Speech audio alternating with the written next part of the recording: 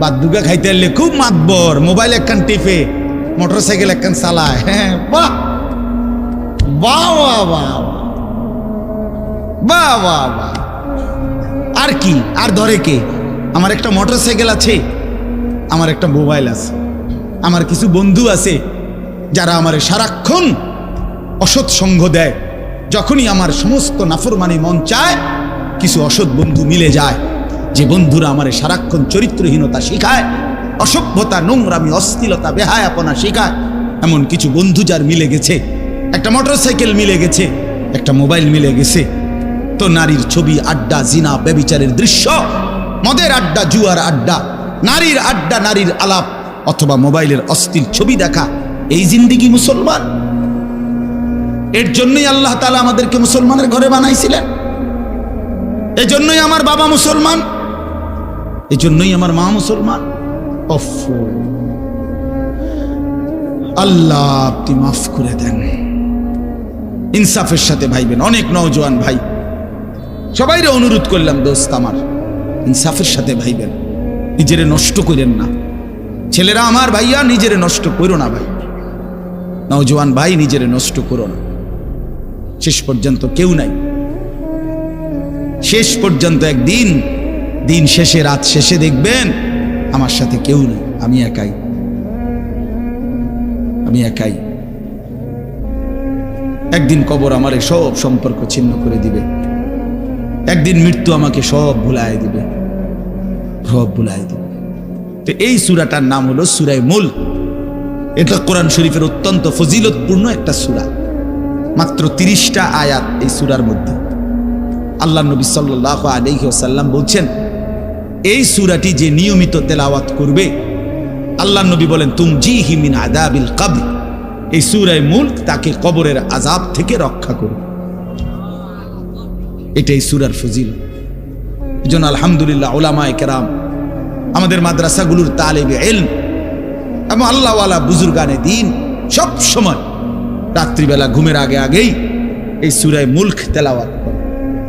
এই 4-5 মিনিট সময় লাগে, কিন্তু এই সূরার বড় ফজিলত হলো, আল্লাহ নবী সাল্লাল্লাহু আলাইহি সাল্লাম বলেন, এই সূরা কবরের আযাব থেকে রক্ষা করবে, কবরের আযাব থেকে রক্ষা করবে।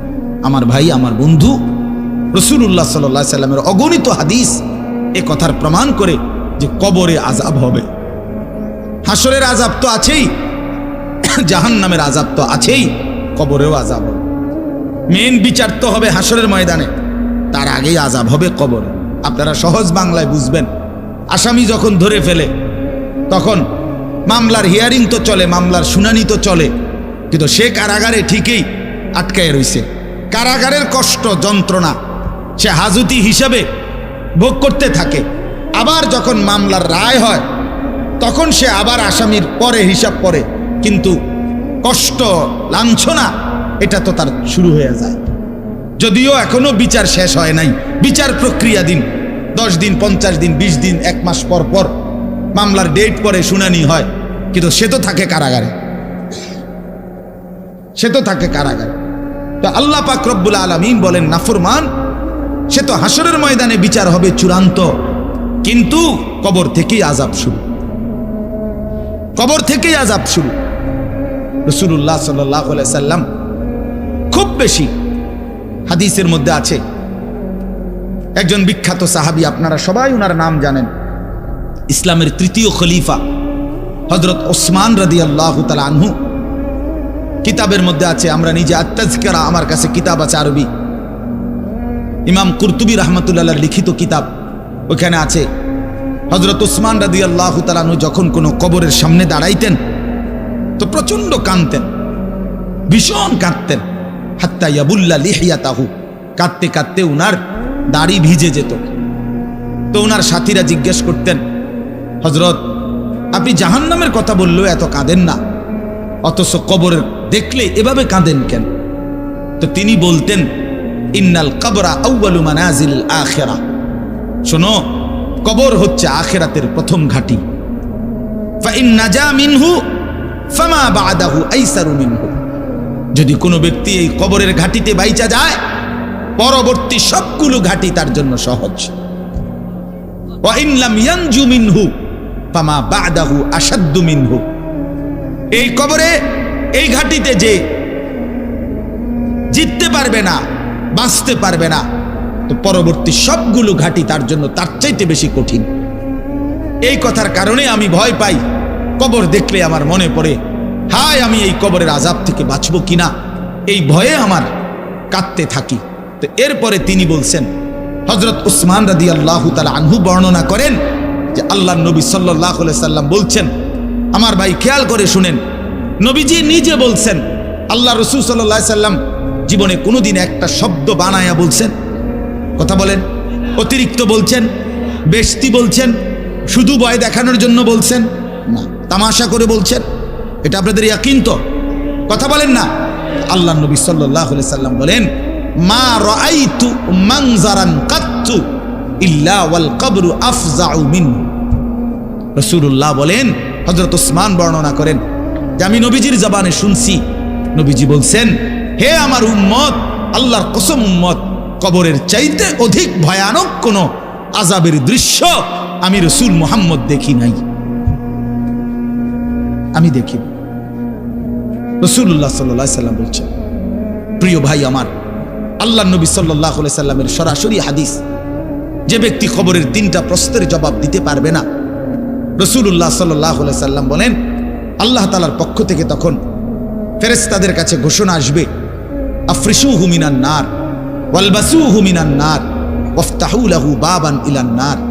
আমার এই নাফরমান বান্দার কবরে জাহান্নামের বিছানা বিছিয়ে দাও, জাহান্নামের পোশাক পরিয়ে দাও, আর জাহান্নাম বরাবর তার জন্য কবর থেকে দরজা খুলে দাও। ফেরেশতারা যখন এই কার্যক্রমটা শেষ করবে, প্রথম জাহান্নামের বিছানা বিছায় দিছে, পোশাক পরায় দিছে, জাহান্নাম বরাবর দরজা খুলে দিছে, আল্লাহর নবী সাল্লাল্লাহু আলাইহি ওয়াসাল্লাম বলেন, একজন ফেরেশতা এসে তখন ফায়ুদরাবু লাহু বিমিতরাকাতিন মিন হাদিদিন। নবীজি সাল্লাল্লাহু আলাইহি সাল্লাম বলেন, তখন একটা লোহার হাতুড়ি, লোহার গুর্জ, লোহার হাতুড়ি দিয়ে একজন ফেরেশতা তাকে একটা আঘাত করবে। কি আঘাত? কোথায় আঘাত করবে? সরাসরি হাদিসের শব্দ, বরবাতান বাইনা উযুনাইহি, তার 2 কান বরাবর একটা আঘাত করবে। রাসূলুল্লাহ সাল্লাল্লাহু আলাইহি সাল্লাম বলেন, ফায়াসিহু সাইহাতান, ওই নাফরমান তখন এত জোরে চিৎকার করবে, ইয়াসমাউহা মান ইয়ালিহি ইল্লা সাকালাইন, মানুষ এবং জিন ব্যতীত আল্লাহর সমস্ত সৃষ্টি ওই বেঈমানের চিৎকার শুনতে পাবে। এ কবরের আযাব। ছেলেরা আমার, দোস্ত আমার, বাপ আমার, বন্ধু আমার, আপনি হাসলেও কবরে যাইতে হবে, কাঁদলেও কবরে যাইতে হবে। রাজপ্রাসাদের ওই অট্টালিকাতে যে থাকে সেও একদিন মরে যাবে, জীর্ণ কুঠিরে কুড়ে ঘরে যে থাকে সেও মরে যাবে। জীবনে যে কোনোদিন সুখ দেখে নাই, দুঃখের সাগরে, তারও মৃত্যু হবে। জীবনে যে কোনোদিন দুঃখ দেখে নাই, সুখের সাগরে ভাসছিল, তারও মৃত্যু হবে, সেও মরে যাবে। কবর নিশ্চিত, কবর নিশ্চিত। অমিন ওয়ারাইহিম বারযাখুন ইলা ইয়াউমি ইউবআসুন। আল্লাহ তাআলা মৃত ব্যক্তিকে বলবে, বান্দা, কোরআন শরীফের আয়াত, এখন থেকে নিয়ে ইসরাফিলের ফুঁতে হাসরের ময়দানে উঠানো পর্যন্ত বারজাখ মানে কবরের জীবনে পড়ে থাকো। ভেবে দেখেন, ভেবে দেখেন, শুধু 1 মিনিট, আমিও ভাবি, আপনিও ভাবেন।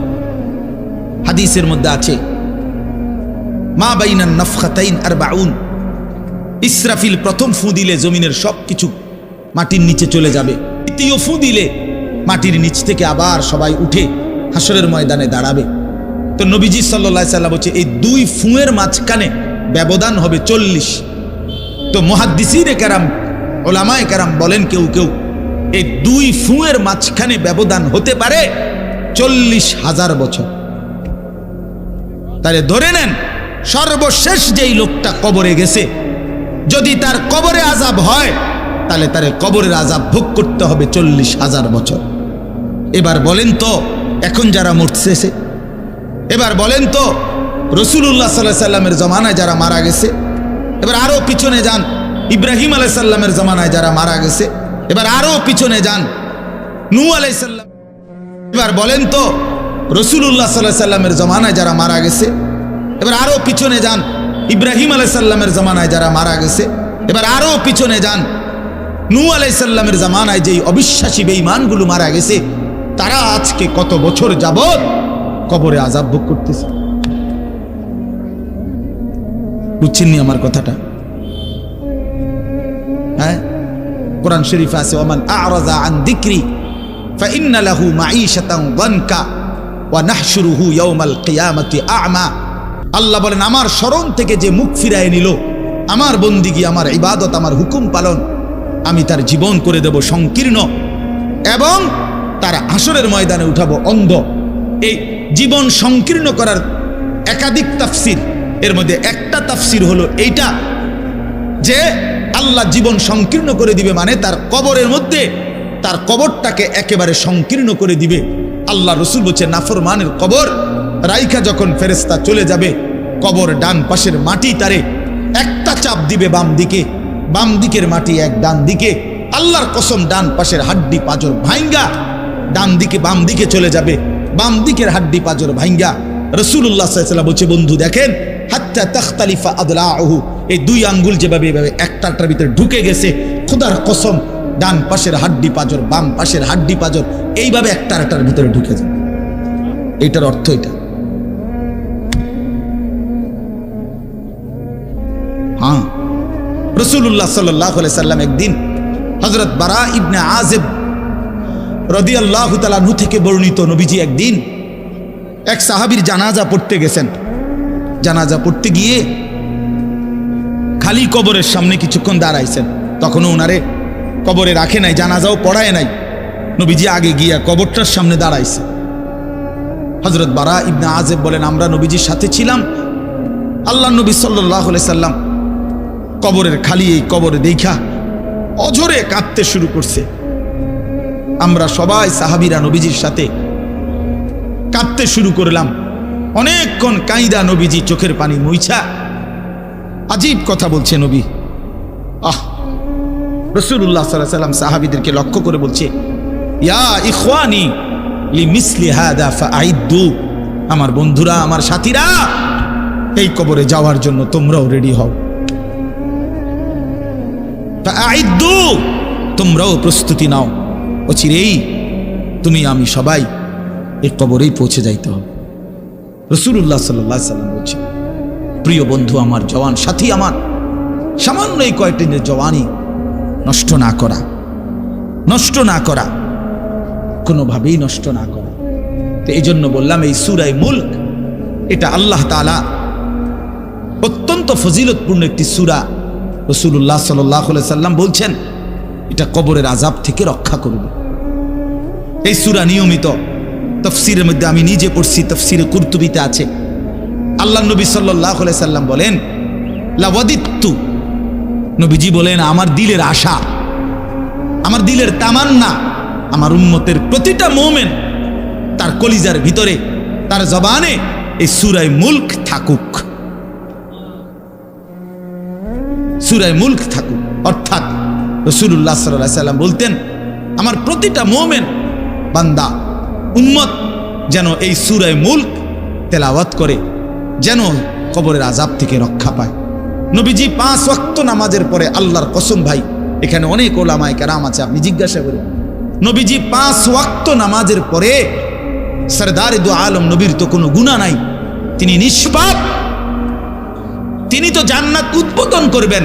আনা আউয়ালু মান ইয়াকরাউ বাবাল জান্নাহ, নবী বলছে, আমি সেই মুহাম্মদ যে প্রথম জান্নাতের দরজা আমি নাড়ব, জান্নাতের কড়া নাড়ব আমি মুহাম্মদ। ভিতর থেকে ফেরেশতা বলবে, আপনি কে? আমি বলবো মুহাম্মদ।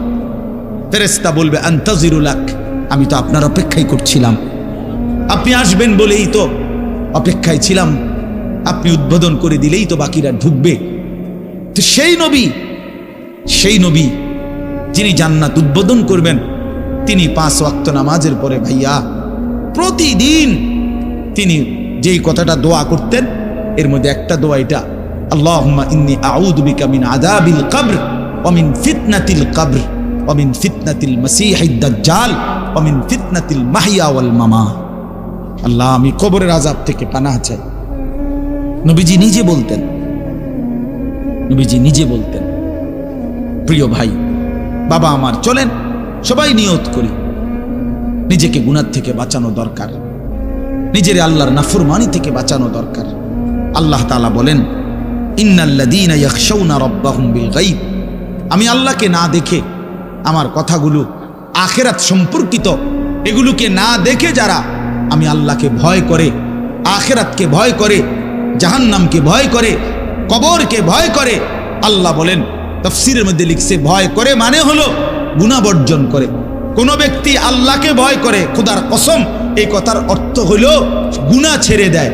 যে গুনাহ ছেড়ে দেয় সে আল্লাহকে ভয় করে, যে আল্লাহকে ভয় করে সে গুনাহ ছেড়ে দেয়। কোন নাফরমান আল্লাহকে ভয় করে না, আল্লাহকে ভয় করলে গুনাহ করতে পারে না। বুঝেন নাই বাংলা কথাটা? এটা কাগজের এই পিঠ ও পিঠ, কাগজের এই পিঠ ওই পিঠ। এই পিঠে যদি লেখা আছে আল্লাহর ভয়, তো ওই পিঠে লেখা থাকবে গুনাহ বর্জন। যে গুনাহ ছেড়ে দেয় সে অটোমেটিকলি আল্লাহকে ভয় করে, যে আল্লাহকে ভয় করে সে গুনাহ বর্জন করে। এজন্য তাকওয়ার অর্থ আল্লাহর ভয়, এটার প্রথম অর্থ হইল গুনাহ বর্জন। মান খাশিয়ার রহমান, আল্লাহকে ভয়, এটার প্রথম অর্থ গুনাহ বর্জন, গুনাহ বর্জন।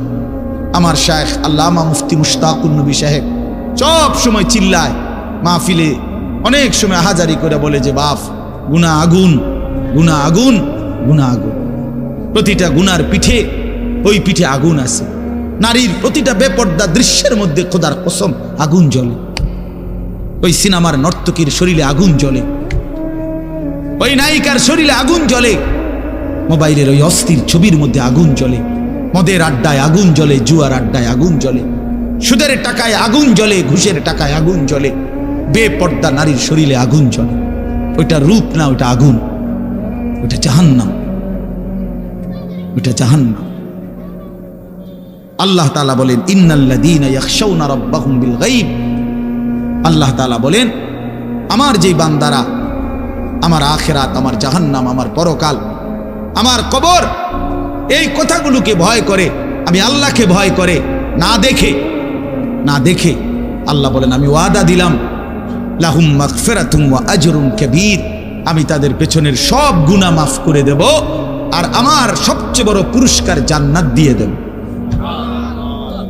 এরপরে আল্লাহ বলেন ওয়া আসিররু কাওলাকুম আবিজহারু বিহি ইন্নাহু আলিমুম বিযাতিস সুদূর।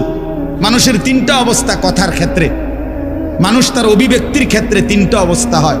মানুষ কখনো জোরে কথা বলে, মানুষ কখনো আস্তে কথা বলে গোপনে, আর কখনো মানুষ অন্তরে জল্পনা কল্পনা করে, ঠিক না?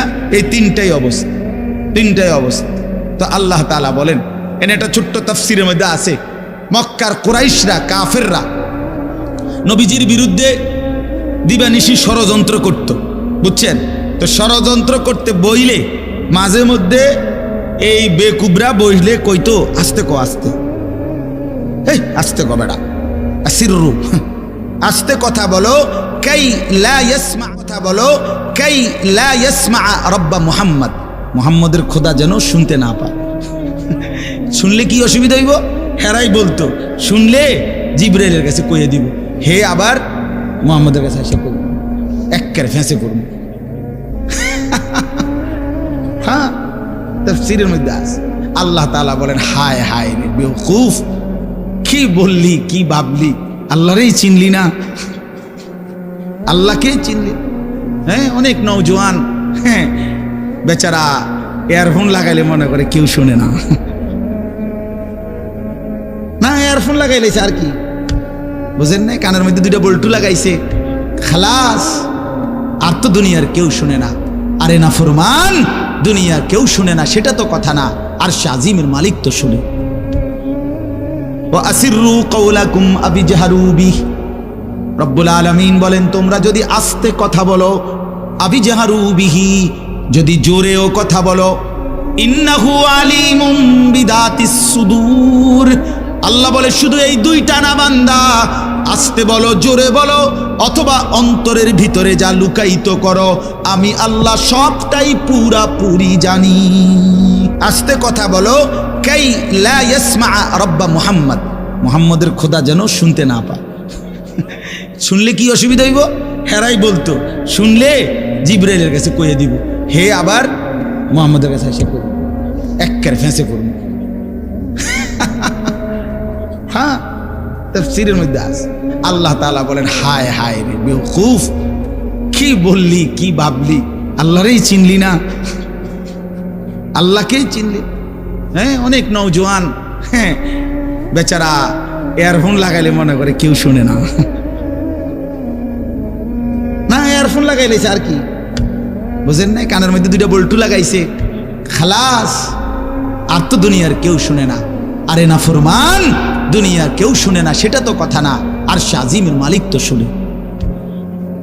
ওয়া আসিররু কাওলাকুম আবি জাহারু বিহি, রব্বুল আলামিন বলেন তোমরা যদি আস্তে কথা বলো, আবি জাহারু বিহি, যদি জোরেও কথা বলো, ইন্নাহু আলিমুম বিদাতিস সুদূর, আল্লাহ বলে শুধু এই দুইটা না বান্দা, আস্তে বলো, জোরে বলো, অথবা অন্তরের ভিতরে যা লুকায়িত করো, আমি আল্লাহ সবটাই পুরাপুরি জানি।